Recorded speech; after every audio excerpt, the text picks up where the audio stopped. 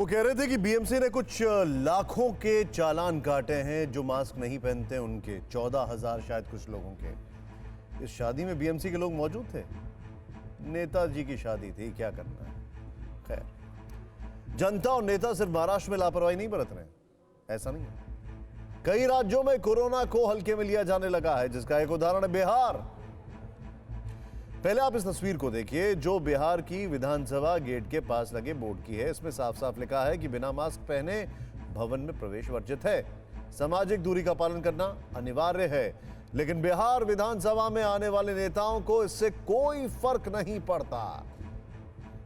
इस बात का सबूत ये तस्वीर है। ये नीतीश सरकार के खिलाफ विधानसभा भवन में विरोध कर रहे विपक्षी नेताओं के प्रदर्शन की तस्वीर है। सोशल डिस्टेंसिंग की बात करें तो आप देख ही सकते हैं कि यहां पर क्या सोशल डिस्टेंसिंग है। तस्वीरों में साफ साफ दिख रहा है कि किसी के चेहरे पर मास्क नहीं है। इन नेताओं को शायद ऐसा लगता है कि विधानसभा में कोरोना नहीं आ सकता। जब मीडिया ने टोका तो सुनिए क्या जवाब है।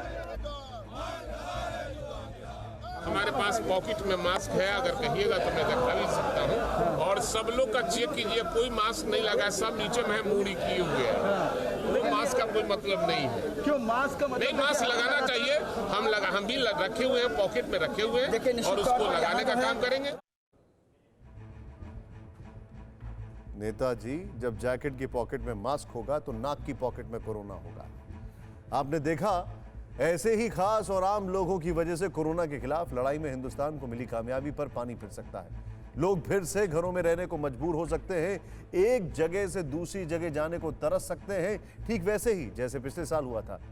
कुछ वैसा ही इस साल भी शुरू हो गया है। जिन राज्यों में कोरोना के केस बढ़ रहे हैं उनसे बाकी राज्यों ने दूरी बनानी शुरू कर दी है। कर्नाटक में अब महाराष्ट्र से उन्हीं लोगों को प्रवेश मिल सकेगा जिनकी आरटी-पीसीआर टेस्ट रिपोर्ट नेगेटिव होगी।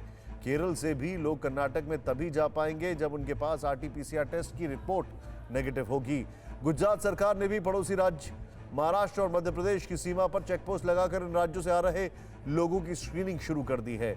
उत्तर प्रदेश में भी दूसरे राज्यों से आने वालों पर विशेष नजर रखी जाएगी। खासतौर पर महाराष्ट्र, केरल और मध्य प्रदेश जैसे राज्यों से आने वालों को 14 दिन की सेल्फ क्वारंटीन पर होना होगा। उत्तराखंड में महाराष्ट्र, गुजरात, केरल, मध्य प्रदेश और छत्तीसगढ़ से आने वाले लोगों का कोरोना टेस्ट किया जाएगा। मध्य प्रदेश में महाराष्ट्र से आने वाले लोगों का आरटी-पीसीआर टेस्ट कराए जाने के निर्देश जारी कर दिए गए। यह सब इसलिए किया जा रहा है ताकि हमको और आपको फिर वही सब ना झेलना पड़े जो पिछले साल झेलना पड़ा था।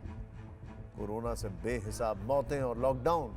क्योंकि कोरोना के मामले भले ही कुछ राज्यों में ही बढ़ रहे हों, लेकिन ये पूरे देश को चपेट में ले सकता है। ये ग्राफ देखकर आपको ये समझ आ जाएगा। इसमें 16 फरवरी से 21 फरवरी तक लगातार 6 दिन कोरोना के नए मामलों में काफी तेजी दिखी। लेकिन इस दौरान बढ़ती गई सख्ती की बदौलत यह आंकड़ा कल यानी 22 फरवरी को कम होकर 10,500 के करीब पहुंचा।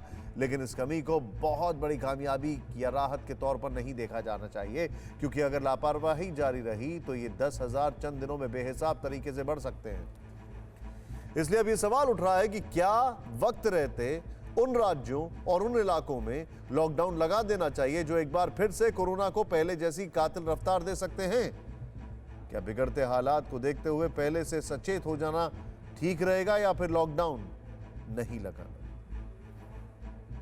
महाराष्ट्र में यही देखने को आ रहा है, इसीलिए उन लोगों ने अब बिल्डिंग्स को सील करना फिर से शुरू किया है। तो वो सख्ती कुछ पॉकेट्स में जहां पे भी हमारे क्लस्टर्स हैं इन्फेक्शन के, वहां पे सख्ती करनी पड़ेगी। अभी हमारा संभले हैं हम कुछ और कोविड अभी समाप्त नहीं हुआ है, ये बात समझना सबको बहुत आवश्यक है। मैं सभी से एक अनुरोध करना चाहता हूं कि लॉकडाउन लगाने से कोई समाधान नहीं निकलेगा।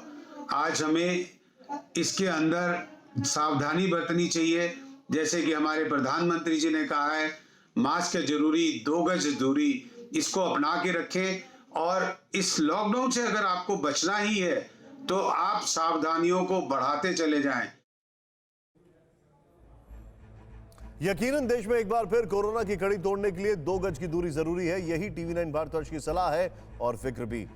परवाह देश की, सोमवार से शुक्रवार रात 10 बजे टीवी9 भारतवर्ष पर।